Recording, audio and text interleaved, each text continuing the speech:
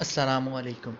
आज हम लोग डिस्कशन करेंगे क्लेमाइडमोनास के बारे में, इसके इम्पॉर्टेंट फीचर्स के बारे में। तो सबसे पहले स्टार्ट करते हैं इसकी क्लासिफिकेशन के साथ। तो जो क्लेमाइडमोनास है वो क्लोरोफाइसी क्लास का मेंबर है। ऑर्डर इसका क्लेमाइडमोनालीज है, वोल्वोकैलीज कहते हैं, और फैमिली जो है क्लेमाइडमोनानेसी है।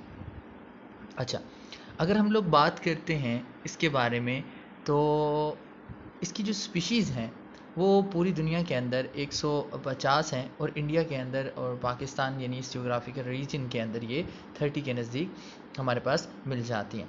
दूसरी चीज़ अगर हम लोग बात करते हैं, ये एक यूनिसेलुलर होते हैं और फ्लैजेलेट होते हैं। फ्लैजिला आपको पता है एक स्ट्रक्चर होता है जो कि आपके पास मूवमेंट में हेल्प करता है, ये पॉइंट भी कर रहा हूँ। उसके अलावा अगर हम लोग बात करते हैं, ये जो है हमें स्टेगनेट वाटर, फ्रेश वाटर और सी वाटर और अनयूजुअल हैबिटाट जिनमें स्नो और सैलिनिटी जो होती है सलाइन एनवायरनमेंट में, ये हमें मिलते हैं। उसके बाद अगर हम लोग बात करते हैं कि स्नो के अंदर जो येलो का रंग काज करता है उसे येलो स्टोनिसिस कहते हैं। ये आपके पास इसके अंदर शो हो रहा है in yellow stone national park USA के अंदर। ये आपके पास एक इसकी एग्जांपल है। उसके बाद एक और होता है क्लेमाइडमोनास नेवेलिस जो रेड कलर बनाता है। ये साथ में डायग्राम में नज़र भी आ रहा है, क्योंकि इनके अंदर एक ख़ास किस्म का जो हम कह सकते हैं फाइटोक्रोम्स होते हैं जिन्हें हीमेटोक्रोम्स कहते हैं। और सलाइन वाइटर के अंदर जो स्पीशीज़ हैं वो सी हेलोफिला वगैरह आ जाती हैं। उसके बाद अगर हम लोग बात करते हैं इसके थैलस के बारे में, तो थैलस जो होता है इसका यूनिसेलुलर होता है, मोटाइल होता है मतलब मूव कर सकता है, बाइफ्लैजिलेट होता है, और स्फेरिकल या पियर शेप्ड होता है। मतलब बाइफ्लैजिलेट है और स्फेरिकल या पियर शेप्ड है, नाशपाती की तरह। अगर इसकी लेंथ की बात करें 30 जो माइक्रोमीटर जो है इसकी लेंथ है, और 20 माइक्रोमीटर इसका जो आपके पास आ जाता है डायमीटर है। कप शेप इसके पास क्लोरोप्लास्ट होता है जिसके अंदर सिंगल पायरेनाइड होता है। पायरेनाइड आपको पता है फूड स्टोर करने के लिए जो होते हैं स्ट्रक्चर्स होते हैं। उसके अलावा इनके अंदर एक सेंट्रल न्यूक्लियस होता है, दो कंट्रक्टाइल वैक्यूल्स होते हैं जो कि इंटीरियर एंड के अंदर मौजूद होते हैं। आइस पार्ट होता है या स्टिग्मा होता है। अब आइस पार्ट या स्टिग्मा जो आपके पास है, इसका क्या काम है? इसका ये काम होता है कि ये लाइट को रिसीव करते हैं और जो लाइट इनको रिक्वायर होती है उस इन्वायरमेंट या उस लाइट के उस पोर्शन में इनको क्या करते हैं, हेल्प करते हैं कि आप यहाँ पे रहें, मतलब आप यहाँ पे स्टे करें। अगर ये आइस पार्ट्स को कंडीशन ऐसी लगती है कि जहाँ पे लाइट की इंटेंसिटी ज़्यादा है, तो ये इसको मूव करवा देते हैं इस स्पीशी को। उसके अलावा टू विप्लैश जो होते हैं वो आपके पास फ्लैजेला होते हैं, और इस इक्वल साइज़ के जो हैं इनके अंदर फ्लैजेला जो होते हैं वो मौजूद होते हैं, यानी अगर हम लोग कह सकते हैं कि ये दोनों सेम हैं। और उसके बाद एक न्यूरोमोटर अपरेटस जो होता है, न्यूरोमोटर अपरेटस आपके पास इस तरीके से आ जाता है कि वो एरिया जहाँ से फ्लैजेला जो होता है वो अटैच्ड होता है उसे ब्लीफेरोप्लास्ट कहते हैं। और उसके अलावा दो जो आपके पास ये अटैचमेंट एक दूसरे के साथ कर रहे हैं उसको पैराडेज़मास कह रहे हैं।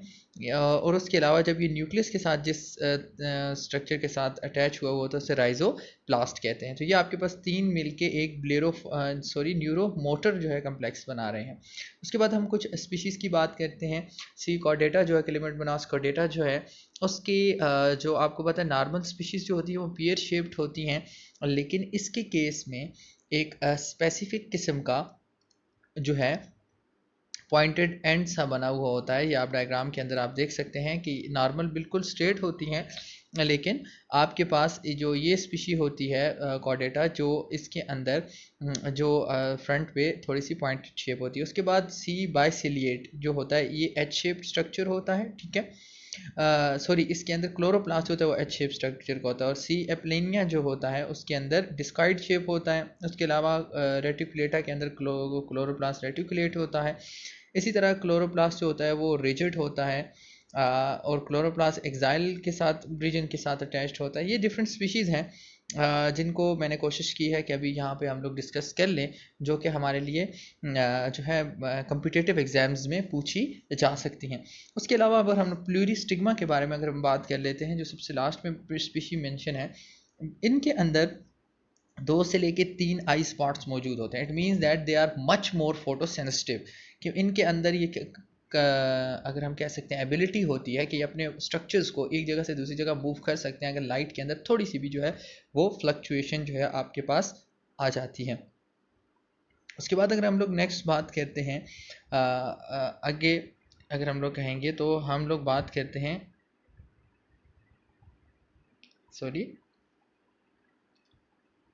इसको प्रोसीड ऑन कर लेते हैं।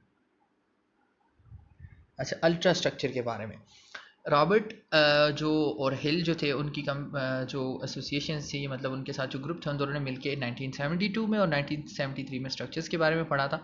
तो सबसे पहले अगर हम लोग बात करते हैं plasma multi layer cell wall होती है, यानी याद ये रखिए कि इनके अंदर जो सेल वाल होती है वो मल्टी लेयर होती है और सेलुलोज की जो होती है स्ट्रक्चर से ये बनी हुई होती है। प्लाज्मा मेम्ब्रेन की 3 लेयर्स होती हैं जिनमें आउटर और इनर जो होती है वो प्रोटीनियशियस होती है और मिडल जो होती है वो लिपिड से बनी हुई होती है। उसके अलावा nucleus, mitochondria, plasmic reticulum, ribosome जो होते हैं वो सब प्रेजेंट होते हैं। क्लोरोप्लास्ट जो होता है वो फिल्ड हुआ होता है स्ट्रोमा के साथ, यानी आपको पता है क्लोरोप्लास्ट के अंदर का जो रीजन होता है उसे हम लोग स्ट्रोमा कहते हैं और यहाँ पे होमोजीनियस ग्रैनुलर मैट्रिक्स होता है। उसके अलावा थैलाकाइड जो कि हेल्प करते हैं हमारे पास इनके अंदर क्लोरोप्लास्ट के जो पिगमेंट्स होते हैं वो मौजूद क्लोरोफिल्स के जो पिगमेंट्स होते हैं वो मौजूद होते हैं। वो किस में हेल्प कर रहे होते हैं, वो हमारे पास लिपोप्रोटीन से बने हुए होते हैं और ट्यूब लाइक उनकी स्ट्रक्चर होती हैं। उसके अलावा इनके पास आई स्पॉट भी थे, आई स्पॉट 2 से 3 जो है वो होते हैं। उसके अलावा हम लोग एसेक्सुअल रिप्रोडक्शंस की बात करें, जूस्पोर्स भी होते हैं, प्लानोस्पोर्स भी इनके पास होते हैं। द नेक्स्ट थिंग पाल्मिरा स्टेट और हाइपोनोस्पोर्स भी होते हैं। सेक्सुअल रिप्रोडक्शन जो होती है वो आइसोगेमी, एनाइसोगेमी और ओगेमी से होती है। इंशाल्लाह